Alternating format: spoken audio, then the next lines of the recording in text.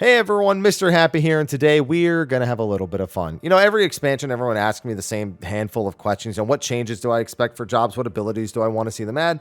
And quite frankly, most of the time, I don't really think about it. I'm not an authority on every job in the game. I play 4 or 5 of them at a somewhat efficient level, and that's about it. And I think about those on occasion. However, today I wanted to sit down and come up with one change I would like to see for each job in Dawntrail, just based on general community perception, my limited time with them. And this is not an expert, I'm a god at all these need to change or they're not going to be good. No, it's not that. This is literally just for fun. So if you have any changes or guesses or predictions, put them in the comments section below and see if we have any overlapping ideas. So my only rule for this is I'm going to stick to strictly changes, which makes some of these jobs really difficult to come up with something for. We know some jobs on the current roster are going to be reworked, and thus trying to predict a change, it's not entirely inaccurate, but I'm basing it based on how they are now, not based on how I think they'll be later. So I'm going to do my best with that, but I'm going to do tanks, healers, then melee, then fizz range, then cap everything off with magic DPS. No, I'm not putting blue mage in there. So for the tanks, let's start off, I guess, easy with warrior. I mean, it's easy if you think they're just going to kind of be the same thing again. Fell cleave, primal rend, inner chaos. Like, if that is still the majority of what they are, then maybe some upgraded animations to the base weapon skills are long overdue, a change to the basic combo system. But honestly, I wouldn't just be surprised to see Fell Cleave itself kind of get an animation upgrade. And I don't mean that all the Fell Cleaves are replaced with Inner Chaos. I actually don't think people would want that. I think the actual animation for Fell Cleave is so satisfying as it is that would be kind of unfortunate. Not to mention Inner Chaos is really just the Inner Beast animation with, more flair to it.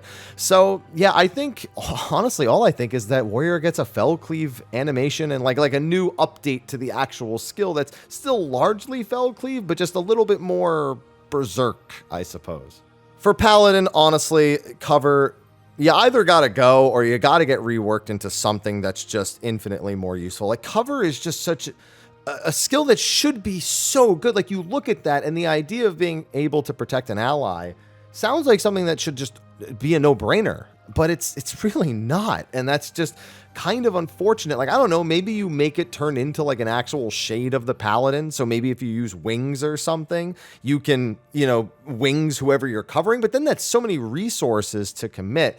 Probably get rid of the gauge use on it at the very least, especially if you were going to do something like that. But yeah, something's got to happen with cover. That's honestly the only thing on my list. Dark Knight's so easy. Please just make Abyssal Drain something that you can use, not just like once a minute or whatever. Like, I don't know how they can look at the other tanks and see the sustain the other tanks have and say all of that is okay, but Dark Knight, no, that's not their shtick. It's literally the HP job, like from the old games. Yes, they used to actually use their HP as a resource, but they're also really good at generating it back. And neither of those things are there. Now, obviously, it's different in 14, but there's just no reason that I can see why Abyssal Drain has to be so limited for Dark Knight. So that was also a really easy one. And for Gunbreaker, the only thing I can really think of, just looking at the current kit and not trying to add anything new, not that I think it could fit anything new with the way it is to just remove some of the damage variable. A big problem with direct hit and crit has been such big variables on big potency skills, and Gunbreaker's sitting on a 1200 potency hit with double down. The difference between that direct hitting and critting and not is depressing. So probably drop the potency of double down and go for an auto direct hit crit. Like, I don't like that has to be the solution, but I have to base it on what we know about the game now. And that is how I would do it now. So that's what I have to ask for Dawntrail. So that honestly takes care of all the tanks, easy peasy. And honestly, healer was pretty easy for me to figure out as well. White mage, bro, just give me rapture at an earlier level. There's just why? I could have said that about paladin. I'm sure some paladins out there were probably like, just make the gap closer an earlier level. That's it. That's the only change I want to make.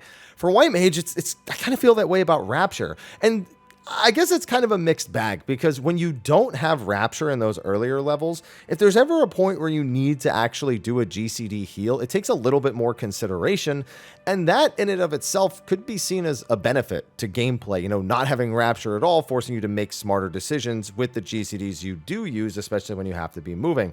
But if they're going to keep it the same, I don't want to have to wait till 76 to have Rapture. And I know that doesn't affect the max level gameplay at all, but it's just something about the job that I would like to see change. Because, I mean, what else are you going to give White Mage? Like, more Mitt? Like, that's the only other thing I can ask for, and that could happen in a new skill, so I'm just not going to touch the existing skills. I feel like if that's going to come from anything, it's going to come from, you know, one of the 90 to 100 skills. So, yeah, earlier level on Rapture, please. For Scholar, I was a little perplexed. The thing that came to mind right away that I have here, you know, just it's something that me as a not career Scholar player thinks of. But man, Scholar is just one of those jobs that just every expansion, it's like, oh, you know, maybe they'll finally make it not good, and then sometimes it is not good for like a brief moment. Maybe the MP costs are too low, or they get rid of energy drain for the billionth time. Whatever it is they end up doing. But honestly, the only thing I still want is the fairy actions to just be snappier. I know you can do some like shenanigans with macros that make it a little bit better to interrupt like embrace casts or something. At least that's the last I remember hearing about it. But when I press the button, I want the effect to go off. I don't want to have to wait so long for the fairy to do the thing and for the effect to actually apply to people. So that was the first thing that came to mind with Scholar, even though I'm sure a career Scholar could tell me it's probably not that bad anymore. Or not. Maybe they hate it too. Astro. Oh boy. So Astro, we know, is one of the jobs that's getting reworked. So making a prediction about a change, again, is kind of a dubious one. So I went with something that would only, it would kind of go with a potential new identity, but it would only affect existing skills. I stayed away from the card system. I stayed away from divination and all that. Lord, Lady, I'm not touching that. I think I know what's going to happen, but I'm not touching that.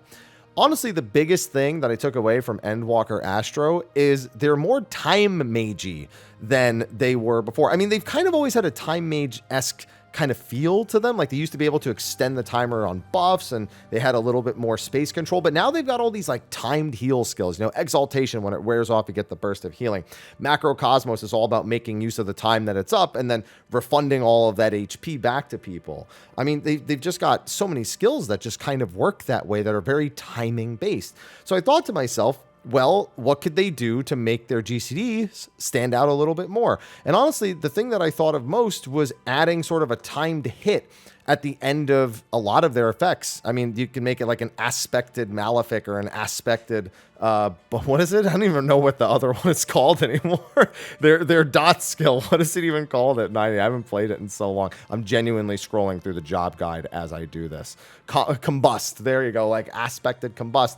And then maybe with aspected Helios and Benefic, maybe it's just like at the end of the duration for like a dot or a heal over time or something. It just bursts for a little bit more of a hit. So that timed hit at the end is just kind of something that's iconic with them, and making sure that you actually get that timed hit becomes part of the skill. That makes it so that clipping things early becomes actually a detriment to the job, which is not something you see at all really in Final Fantasy XIV. So if they go more towards that time magi-esque bit, that's kind of one of the things that I could see them changing.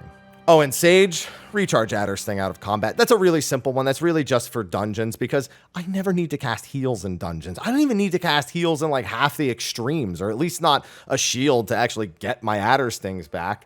So yeah, just let me recharge it out of combat so dungeons are a little bit more fluid, so I can have it between 24-man bosses. It doesn't really impact the job much outside of the really casual content, except in Criterion. It would be really nice in Criterion. But yeah, that's the last one I have for the healers. Okay, melee. This one took a little bit of thinking, a little bit more than the other ones, and I decided to start with Monk, because Monk has already gone through a lot of changes in the last several expansions. I mean, Stormblood Monk was something special, Shadowbringers was 2 different versions of Monk, and then we followed that up with the Endwalker version. So it's like, where do I really go? But there's one common thing amongst all of those versions of Monk that have this skill, a Notman. Ever since that skill was introduced, it's just been... why? So I tried to think, what could I do to a Notman? What could I realistically do to it? And the only thing that came to mind is that instead of just extending the buff to the maximum duration and then holding its duration while you're channeling a Notman, to just allow it to hold the duration of your buff for like 10 seconds after you actually use it. That way, at the very least, when you go to a Notman, you're not kind of trying to think about how it's timed with the max duration. Like, how do you kind of work your way back into that? And then if you just use it during like a burst window or something, you can just forego the management of your damage buff. And that's like the only thing I could think. Don't get me wrong. I'm sure all of you have other ideas, and they're probably more interesting. But I'm just looking at what it does now and thinking, how could it be slightly different? And that's what came to mind. Dragoon, another one of the reworked jobs. We know Dragoon is getting a rework. It was supposed to get it in 6.1, and they held it all the way till 7.0. So this is way harder than Astro. You know, Astro, I tried to think of what could I change of an old spell that still kind of makes sense with their current identity. Dragoon, honestly, I don't know what to expect. I don't know if they're going to get rid of like the long chaining combos. I don't know what they're going to do to Blood and Life of the Dragon. There's so much mystery behind it. The only thing that even comes to mind has to do with the Ninja rework in 5.1. They originally said the Dragoon rework was going to be closer to the Ninja's 5.1 rework, which made the ninjutsu on the global cooldown. So what did I think for Dragoon? Jumps on the global cooldown. That is completely irrespective of anything. Like, that's not factoring in what they're going to change, how it is now. That's just the change that comes to mind when I put those statements together. So that's what I'm going with. Speaking of Ninja, bro, just swap Trick Attack and Mug back. Like, this whole Mug being the 2-minute, Trick Attack, like, just change it back. I don't want that. I want us to have more buff windows that we can capitalize on. Maybe you have to look at some other jobs and make it so that Trick isn't the only 1 minute in the game, so nobody feels like they have to take Ninja all the time. Just swap them back. That's the change I would make. Samurai, no, I'm not putting Give Them Kai 10 back. I know you've been waiting for it the whole time, and I had to bring it up, but no, that's not what I wrote down. Consolidation of Shoha. Like, my hotbars on Samurai, I'm not a fan of, and I'm looking for any consolidation I can get. The Shoha 1-2 thing has been such a major piece of feedback since they initially did it that I have to make it that. So Shoha consolidation, just make Shoha 1 and Shoha 2 one button and make it a good single target potency with some AoE fall off, And Reaper, I also had an easy one with because I've talked about this a bit. A Soul So generating gauge during its charge time. One of the big things with Reaper is they don't really have a means of kind of coming back into a point of strength if they don't save a bunch of resources before downtime comes into play. They're far from the only job that has that issue, but other jobs have solutions. I mean, Samurai right before this has a solution with Meditate. So I think that that's probably the first thing I would go with, just during the charge time. Also let it generate some gauge for them. It's also good for downtimes that have maybe a quick kill target and you can get multiple soul sows. It comes in handy more there. That's the only thing I could think of with Reaper as well. Oh, actually, that's not the only thing. The damage amplification they get that is replacing them actually having a dot to maintain. Yeah, I'm sure some Reapers want that change as well, and I don't blame you. All right, well, I cheated a little bit on Reaper by bringing up two different things, but now we're going to move on over into Fizz range. And this is actually the category I spend the most time in. I did DSR on Bard. I played Machinist on and off throughout Shadowbringers and Endwalker, and Dancer is pretty much what I mained for most of the raid tiers throughout Endwalker itself. So for Bard, the biggest problem I have with them is the rigidity of swapping between their songs. If you don't time your songs going into downtime correctly, you're so screwed for the entire fight. And this exact lesson is one that I learned specifically from doing DSR, where I would find I would have to go into Mage's Ballad right before the boss disappeared, just so I could let Mage's Ballad be ticking through the entire time the boss was untargetable. So the only thing that I could really I didn't really think it all the way through, but it's the first thing that popped up into my head. Having song cooldowns be reduced if you're clipping the duration with the next song. So let's say you pop Mage's Ballad, right? It goes on that 1 minute, 20-second cooldown, but then let's say you immediately pop Army's Payon next. I'd like to see that reduce the cooldown of Ballad down by 45 seconds, essentially, or, estimated approximately based on how much time is left. Maybe they could do like a stack system for it. I don't know.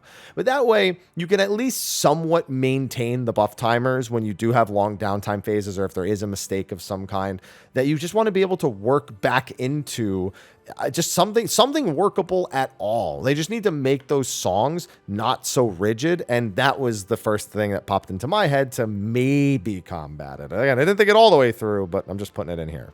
Now, Machinist is a more interesting one because I've now played Machinist on the cloud servers with 110 ping, and I was like, you know what? I've talked about it a little bit before, but they should probably address Heat Blast and the whole weaving thing, huh? I haven't really had to deal with it while I'm playing on the live servers because I live on the West Coast, but I got to feel the East Coast pain for a little bit, so this one's a little fresh on my mind. I remember a while back suggesting that maybe they make Heat Blast have a shorter cooldown, so you can't weave at all between it, but it still maintains that kind of rapid fire feeling that it has, which I do feel is iconic to Machinist. So Heat Blast having only a 1 second cooldown instead of the 1.5, so you can't weave at all between it, and then just have it like grant a stack of each of the off globals. You just adjust potencies around that because you don't get as many of them during that, so you probably end up with like a potency buff or something. I don't know, I'd have to work out the exact math of what that like super fast hypercharge ends up looking like. But yeah, that's the thing I came up with for Machinist. Dancer, I've been thinking about since top. I know this one. Fourfold feathers. I hate these things, man. These things are trash. They never want to proc. They only proc on casual content all the time. So what I thought of is split your fourfold feathers into, I guess, eightfold feathers. So each fourfold feather is split into 2, and you need, you know, those 2 parts to do a single fan dance. So basically make it so that anything that can proc a full fourfold feather guaranteed gives you half of one, at least. So you have the 100% chance for 1 8-fold feather and a 50% chance for a 4-fold feather. That way you're always generating feathers, and it eliminates a little bit of that RNG swinginess that Dancer is really known for. And then we get to the mages. This might have been the toughest category because I only play Black Mage. I don't know what to expect. Summoner, it has so little, like, what's there to change, and Red Mage I don't like. So this one was tough, but I think I came up with something. For Black Mage, I mean, what, like, again, is adding things I get, like another Polyglot, or maybe reworking it finally, but I just went with a PvP ability and said, why don't we just make that a PvE ability too? Why not make an ethereal manipulation allow you to teleport to enemies too? Honestly, it's so hard to think of anything because Black Mage is like one of those, it feels complete jobs. I have no idea what to do unless it's like really tacky, like give it Ultima and make it cost 3 Polygon. It's like, but that's a new thing, so I can't say that, even though I just did. So yeah, ethereal manipulation, working on enemies as well as allies, since you can do that in PvP. For Summoner, dude, everyone wants to add stuff to Summoner because it just, there's so few buttons. All I could think of is the Ifrit charge being just replaced with a double book slam. The whole gap closer thing being forced in Ifrit. There are times I like it. Most of the time it's just kind of a, let me not kill myself with this button. And so I'd rather not. So yeah, Ifrit charge replaced with a double book slam instead. That's my Summoner change. And finally, Red Mage. Listen, the melee combo thing, like I have actually quite a few things I could change for Red Mage. Do you know how many times Red Mages have been like, I can't res because of my 6-part melee / range combo, my just combo actions. So being able to res during that is like kind of an obvious one without interrupting the entire thing. I went with something, however, that has plagued the job more than I think anything else. Bro, Sprint needs to stop eating dual cast. Like that's not even, I shouldn't even have to say that as a change. Like that should just be something that shouldn't be, actually. It's something that shouldn't be at all. It shouldn't be something. So yeah, that Red Mage, Sprint not eating dual cast, and that is how I round out my one change for every job. Some of you are like, what about Blue Mage? I said at the beginning of the video, I wasn't going to do Blue Mage, but if you insist, making it a real job would count as a change. And while I like it as it is, I think that's a change a lot of people would like.